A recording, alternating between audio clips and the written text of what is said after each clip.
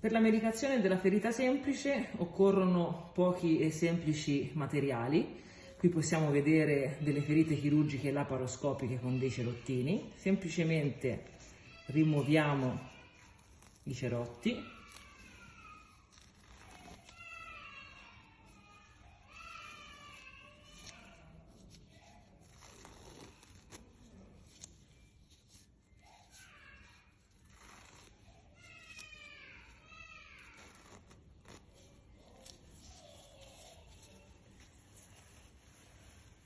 Prendiamo delle garze sterili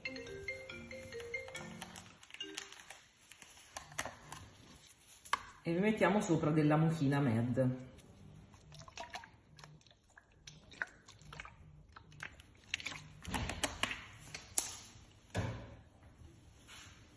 Prendiamo le garze e tamponiamo sopra le ferite chirurgiche.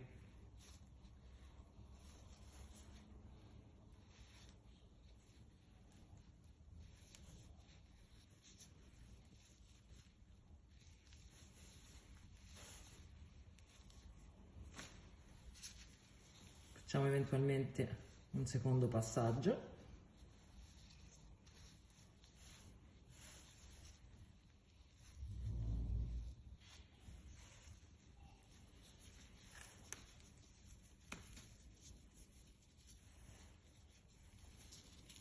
Asciughiamo con una garza asciutta per far aderire meglio i cerotti.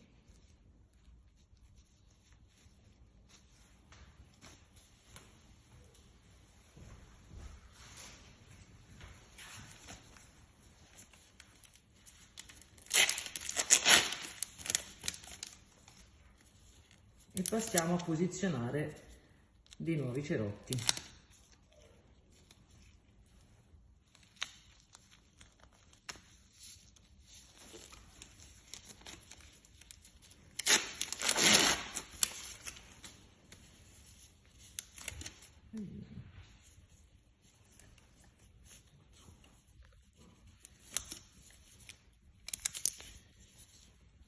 Questi punti sono dei punti riassorbibili, per cui il medico quando vi dimetterà vi parlerà del fatto che sono punti che si tolgono da soli, si scioglieranno, per cui non è necessario che vengano rimossi da un medico.